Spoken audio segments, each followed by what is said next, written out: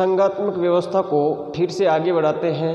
आज हम चर्चा करेंगे संघीय व्यवस्था के गुण कि संघीय व्यवस्था के कौन कौन से प्रमुख गुण हैं। तो देखते हैं कि संघीय व्यवस्था के कौन कौन से गुण हैं। तो देखिए बच्चों, भारतीय संघीय व्यवस्था अन्य देशों की संघीय व्यवस्था के विपरीत है। तो देखिए,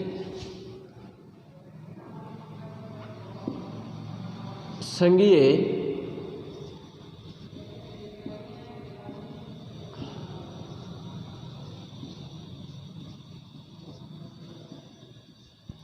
आपसे एग्जाम में प्रश्न पूछा जाता है कि भारतीय संघीय व्यवस्था या भारतीय संघात्मक शासन के गुण बताइए। तो आप लिखेंगे भारतीय संघीय व्यवस्था। क्या लिखेंगे? भारतीय संघीय व्यवस्था अन्य देशों की संघीय व्यवस्था के विपरीत है। भारतीय संघीय व्यवस्था, भारतीय संघीय व्यवस्था अन्य देशों की संघीय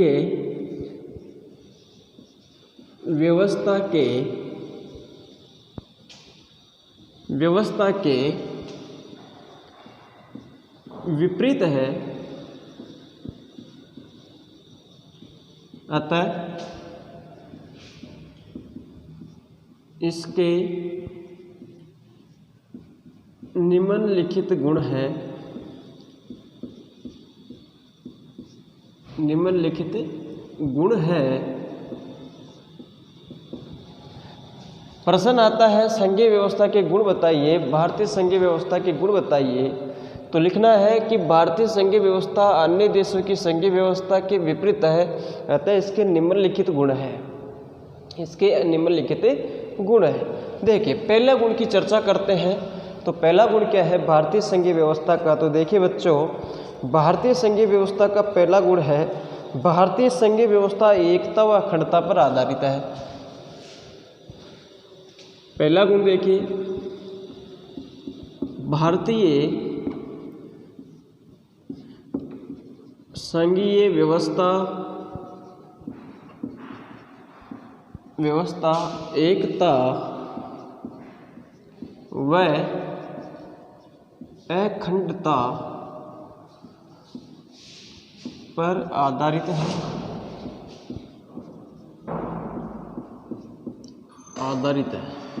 पहला गुण क्या है भारतीय संघीय व्यवस्था का? भारतीय संघीय व्यवस्था एकता और अखंडता पर आधारित है।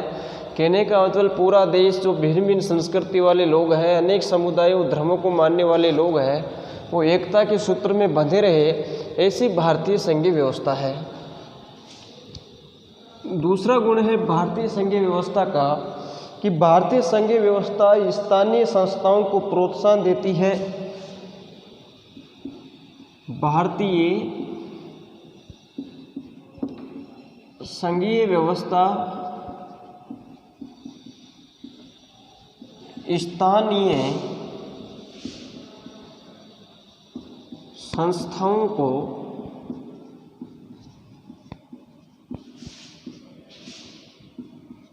प्रोत्साहन देती है। कहने का मतलब ये है कि भारत की जो संघीय व्यवस्था है, स्थानीय संस्थाएं जो ग्राम पंचायत है, जिला परिषद है, इनको आगे लाती है। क्योंकि भारतीय संघात्मक शासन का मानना है अगर गांवों का विकास करना है तो देश की जो निचली जो शासनिक इकाइयां हैं, जो नीचे स्तर से कार्य करती है, ग्राम पंचायत है, पंचायत समिति, इनको आगे लाना होगा। इनको कार्य करने के अधिकार दिए जाए अधिक से अधिक। इससे देश के ग्रामीणों का जो गांवों तक जो लोग रह रहे हैं उनका विकास हो सके। तो भारतीय संघीय व्यवस्था स्थानीय संस्थाओं को प्रोत्साहन देती है। आगे तीसरा गुण है भारतीय संघीय व्यवस्था का बच्चों कि भारतीय संघीय व्यवस्था विश्व बंधुत्व की भावना पर बल देती है। तीसरा गुण क्या है? भारतीय संघीय व्यवस्था विश्व बंधुत्व की भावना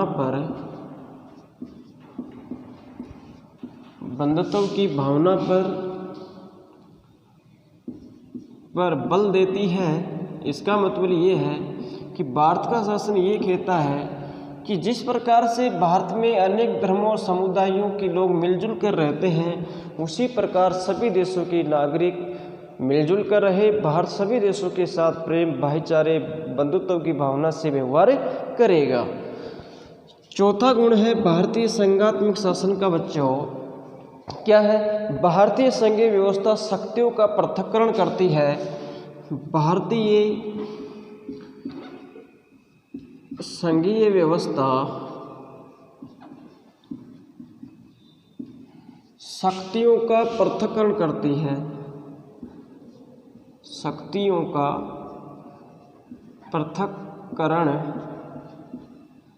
पृथक्करण करती है। कहने का मतलब ये है कि शासन का जो संघात्मक शासन है उसका मतलब ही क्या है? शक्तियों का बंटवारा कर देना, शक्तियों को शासन के विभिन्न स्तरों पर बांट देना।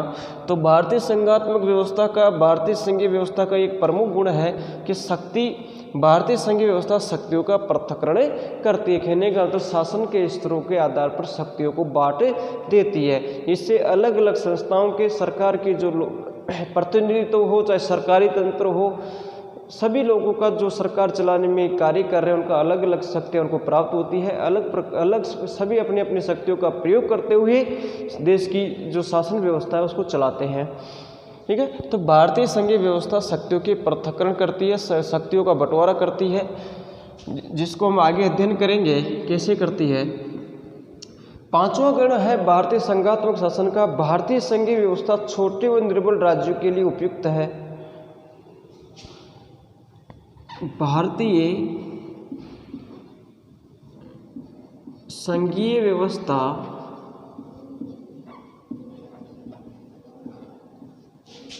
छोटे व निर्बल राज्यों के लिए उपयुक्त है। तो देखिए, आज हमने क्या टॉपिक चल रहा है हमारा? संघीय व्यवस्था के गुण। प्रश्न आ जाता है बच्चों की संघीय व्यवस्था के गुण बताइए। तो देखिए क्या लिखेंगे? भारतीय संघीय व्यवस्था अन्य देशों की संघीय व्यवस्था के विपरीत है, अतः इसके निम्नलिखित गुण है। पहला गुण हमने क्या पढ़ा? भारतीय संघीय व्यवस्था एकता व अखंडता पर आधारित है। दूसरा गुण हमने क्या पढ़ा? भारतीय संघीय व्यवस्था स्थानीय संस्थाओं को प्रोत्साहन देती है, इनको आगे लाती है। भारतीय संघीय व्यवस्था विश्व बंधुत्व की भावना पर बल देती है। चौथा गुण हमने क्या पढ़ा? भारतीय संघीय व्यवस्था शक्तियों के पृथक्करण करते हैं। कहने का मतलब शासन के विभिन्न स्तरों पर शक्तियों का क्या कर देती है? बंटवारा कर देती है। और अंतिम गुण हमने पढ़ा, भारतीय संघीय व्यवस्था छोटे व निर्बल राज्यों के लिए क्या है? उपयुक्त है। कहने का मतलब सभी राज्य, जैसे भारत में 28 राज्य हैं, केंद्र शासित प्रदेश है, इन सभी में सभी को शक्तियों का बंटवारा है कि राज्य सरकार इन विषयों पर कानून बनाएगी, केंद्र सरकार इन विषयों पर कानून बनाएगी। इसे सभी छोटे और बड़े सभी प्रकार के जो राज्य हैं उनको अपने अपने क्षेत्र में कानून और शासन करने की शक्तियाँ प्राप्त है, अपने नागरिकों का विकास करने की शक्तियाँ प्राप्त है। तो संघीय व्यवस्था छोटे व निर्बल राज्यों के लिए उपयुक्त है। भारत में कई राज्यों का क्षेत्रफल बहुत अधिक है, कई छोटे छोटे राज्य भी है, जैसे गोवा है, सिक्किम है, पूर्वोत्तर भारत के जो राज्य हैं, लेकिन शासन की शक्तियाँ उनकी राज्य सरकारों को भी वही प्राप्त है और जो बड़े राज्य हैं उनकी राज्य सरकारों को भी वही शक्तियाँ प्राप्त है। तो देखिए, तो 5 भारतीय संघीय व्यवस्था के कितने गुणों का अध्ययन हमने किया? 5 गुणों का अध्ययन किया। तो देखिए आगे हम बढ़ रहे हैं, अब आगे देखते हैं भारतीय संघीय व्यवस्था की विशेषताएं। अगला टॉपिक हमारा क्या है बच्चों? भारतीय संघीय व्यवस्था की विशेषताएं कि भारत का जो संघात्मक शासन है, भारत की जो संघीय व्यवस्था है उसकी क्या क्या विशेषता है, इसका हम अध्ययन करने जा रहे हैं। तो देखिए बच्चों, तो भारत का जो संघात्मक शासन है इसकी बहुत सारी विशेषताएं हैं। तो इनको हम एक एक को अध्ययन करेंगे। तो देखिए, भारत 28 राज्य और 9 केंद्र शासित प्रदेशों का संघ है, अतः भारतीय संघीय व्यवस्था की निम्न विशेषताएं हैं। भारत 28 राज्य 9 केंद्र शासित प्रदेशों का संघ है, अतः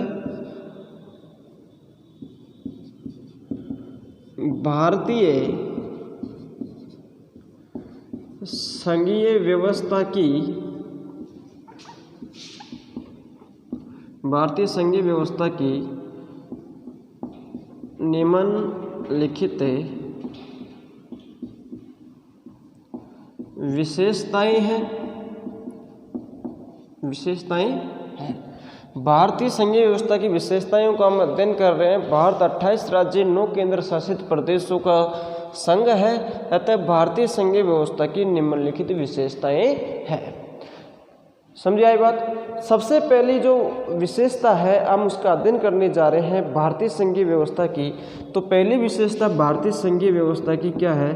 संविधान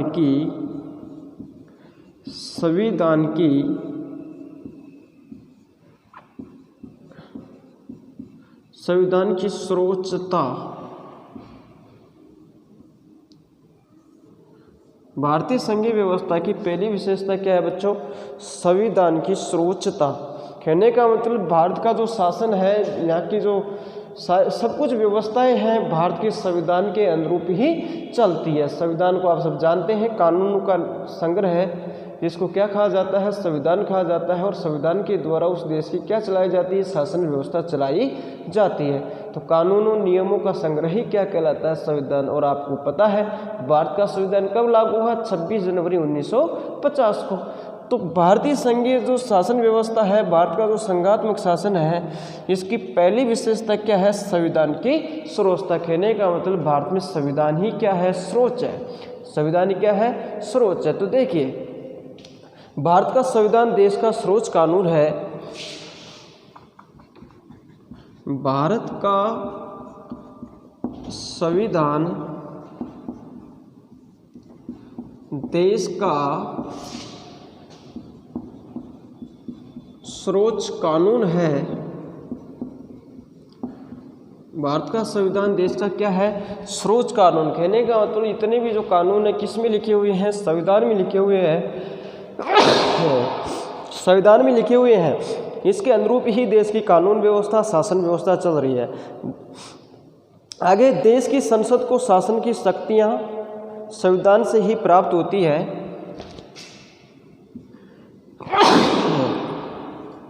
देश की संसद, भारत की व्यवस्थापिका को बच्चों क्या कहा जाता है? संसद। देश की संसद को शासन की शक्तियां संविधान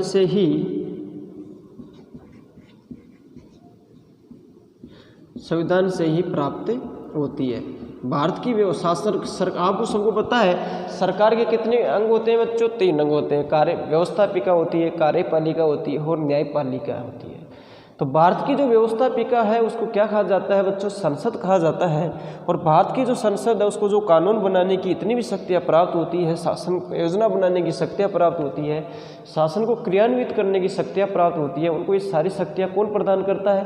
भारत का संविधान ही प्रदान करता है कि भारत की व्यवस्थापिका को संसद कहा जाएगा और वो ये कानून बनाएगी। तो ये सब कौन? शासन की शक्तियाँ देश की संसद को कौन प्रदान करता है? भारत का संविधान। ठीक है। आगे, जो कानून संविधान के अनुरूप नहीं होते उन्हें सर्वोच्च न्यायालय अवैध घोषित कर देता है। और सबसे बड़ी बात, जो कानून संविधान के अनुरूप नहीं होते हैं उन्हें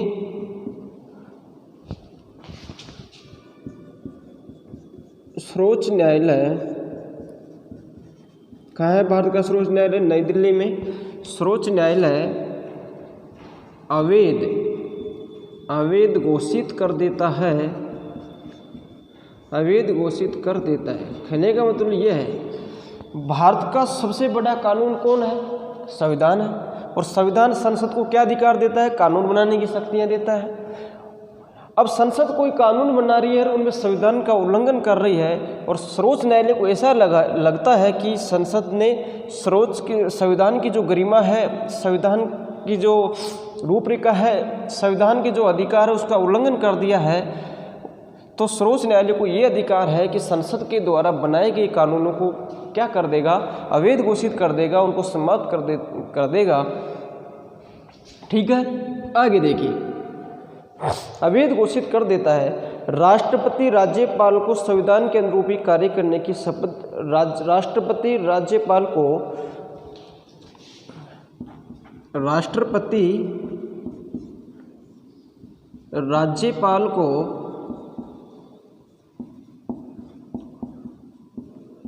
संविधान के अनुरूप, राज्यपाल राष्ट्रपति को संविधान के अनुसार कार्य करने की शपथ दिलाई जाती है। देखिए, तो भारतीय संविधान हमने अध्ययन कर रहे हैं भारतीय संघात्मक शासन की विशेषता है। तो पहली विशेषताओं का बच्चों हमने अध्ययन किया। तो भारत की संविधान पहली विशेषता क्या है? संविधान की सर्वोच्चता। तो भारत का संविधान देश का सर्वोच्च कानून है। देश की संसद को शासन की शक्तियां संविधान से ही प्राप्त होती है। जो कानून संविधान के अनुरूप नहीं होते हैं उन्हें सर्वोच्च न्यायालय अवैध घोषित कर देता है। राष्ट्रपति राज्यपाल को संविधान के अनुसार कार्य करने की शपथ दिलाई जाती है। देश का जो प्रथम नागरिक होता है कौन होता है? राष्ट्रपति। और राष्ट्रपति को शपथ कौन दिलाता है? भारत का जो मुख्य न्यायाधीश है उच्चतम न्यायालय का, सर्वोच्च न्यायालय का, राष्ट्रपति को शपथ दिलाता है। और राज्यपाल को शपथ कौन दिलाता है? राज्यपाल की नियुक्ति राष्ट्रपति के द्वारा होती है और राष्ट्रपति के प्रसाद पर्यंत कार्य करता रहता है। और उच्च न्यायालय का जो मुख्य न्यायाधीश होता है राज्यपाल को शपथ दिलाता है। ये सारी व्यवस्थाएं किस में की गई है? संविधान में की गई है।